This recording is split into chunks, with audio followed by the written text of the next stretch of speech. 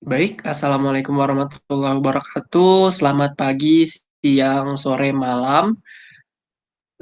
Perkenalkan kami dari Handymani Corporation FRI 035. Perkenalkan nama saya Muhammad Firmansyah. Saya Fasya Fatima Azra. Dan saya Vanka Noftana Sendini. Oke, baik, boleh next. Berikut merupakan studi kasus dari FRI kami. Handymani Corp merupakan perusahaan yang memproduksi alat bantu UMKM, yaitu alat perkakas multifungsi. Pada perusahaan Handymani Corp ini memiliki divisi pengembangan IT. Suatu hari, manajer Handymani Corp menginginkan sistem informasi yang dapat mengelola produksi Handymani melalui sistem berbasis web. Sistem berbasis web ini memfasilitasi staf untuk membeli material, mengelola transaksi, dan melakukan pengadaan secara online. Dalam sistem web tersebut terdapat menu untuk production staff, procurement staff, finance staff, admin, and account. Next. Berikut merupakan kebutuhan sistem dalam pembuatan sistem informasi kali ini untuk kasus perusahaan kami. Berikut merupakan proses bisnis dari perusahaan ini. Dimulai untuk production operator, uh, dimulai dari start, lalu membuat MPS, lalu ngecek cek material, keadaan material apakah ada, apakah tersedia. Kalau tersedia mulai, bisa memulai produksi. Kalau belum tersedia, nanti muncul procurement notification. Lalu kita melakukan procure supply pada procurement. Lalu kita lalu ada material invoice, keluar material invoice. Setelah itu ke finance, itu receive invoice. Lalu melakukan payment. Setelah itu kita deliver receive. Setelah deliver receive, kita balik ke procurement lagi. Kita ngecek vendor, konfirmasi vendor, apakah material udah datang atau belum. Lalu kita delivery material. Setelah delivery material, baru kita bisa memulai produksi. Lalu ke bagian production, memulai produksi. Setelah itu masuk ke bagian warehouse untuk receive produk, penyimpanan produk, dan end. Itu merupakan salah satu contoh, itu merupakan proses bisnis dari perusahaan kami. Next. Berikut merupakan salah satu contoh dari basis data pada perusahaan kami. Di sini kami mengambil contoh untuk basis data material. Next. Berikut merupakan kebutuhan sistem yang lainnya, yaitu yang pertama ada diagram UML seperti yang terlihat pada layar. Berikut merupakan beberapa use case diagram pada perusahaan kami. Next. Berikut merupakan hal yang dibutuhkan lagi, yaitu selanjutnya adalah desain sistem. Kita mendesain sistem, tadi sudah menentukan kebutuhan, selanjutnya kita mendesain sistem.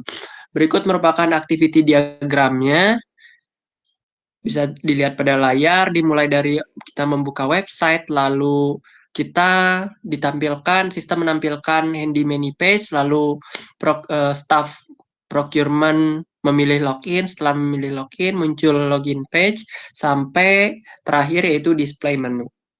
Boleh next. Berikut merupakan salah satu kelas diagram pada case perusahaan kami, yaitu Handymani. Seperti yang bisa dilihat pada layar. Next. Berikut merupakan sequence diagram. Tadi ada activity diagram, ada use case, dan selanjutnya adalah sequence diagram. Untuk mendesain sistem, itu berikut merupakan yang terlihat pada layar, merupakan sequence diagram dari production staff, di mana terdiri atas MPS menu, product menu, BOM menu, material request menu, procurement menu, dan material menu. Next.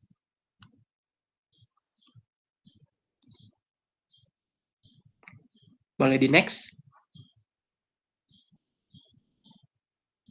Next.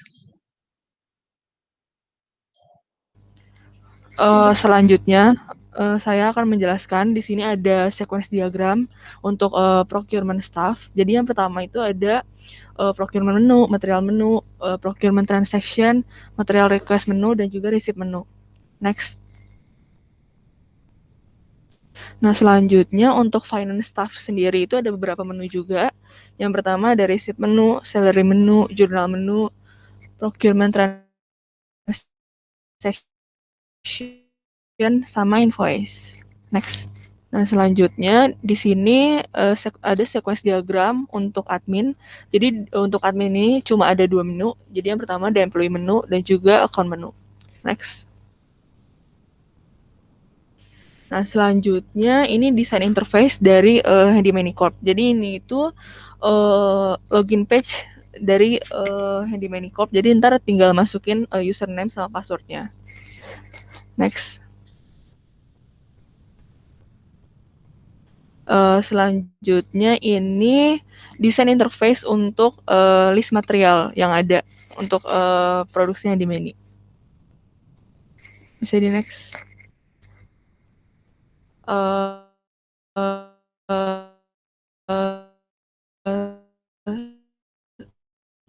Selanjutnya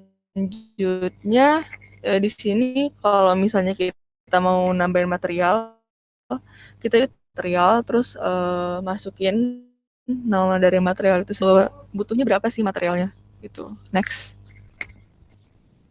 Selanjutnya ada list produk. Next. Dan di sini ada desain interface dari add product. Jadi kalau misalnya kita mau nambahin produk, kita tinggal tulis aja ID BOM-nya, product name, sama kebutuhan dari produknya itu sendiri ada berapa. Next.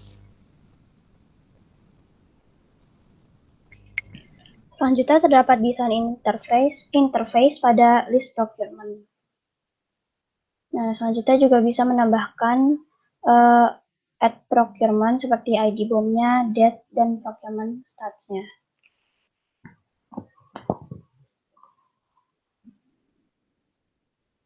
Berikut merupakan beberapa source code untuk untuk web perusahaan kami. Juga merupakan konnya. Di sini terdapat add account pada sistem, add employee, add journal, add receipt. Di sini juga ada view untuk admin, employee terdapat finance, procurement, dan production. Nah, selanjutnya merupakan tampilan web dari perusahaan kami.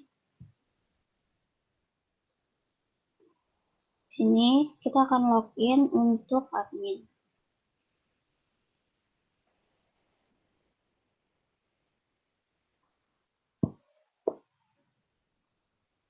Nah, untuk admin ini kan tadi ada terdapat 2 menu, yaitu employee dan account.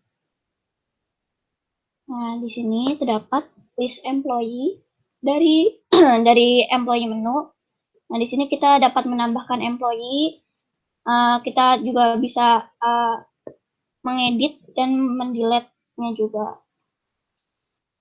Selanjutnya terdapat account menu. Nah, di sini isinya itu terdapat list account, seperti kas, piutang, selanjutnya dan seterusnya.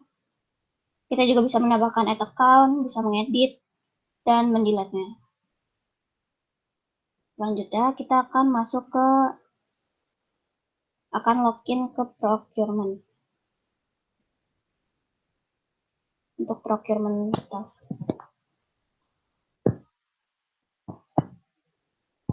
Nah, untuk procurement staff di sini terdapat menu procurement, material request, procurement transaction, dan receipt.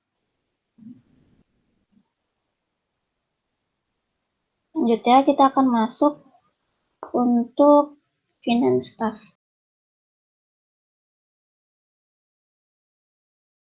Nah, selanjutnya kita akan masuk ke production staff.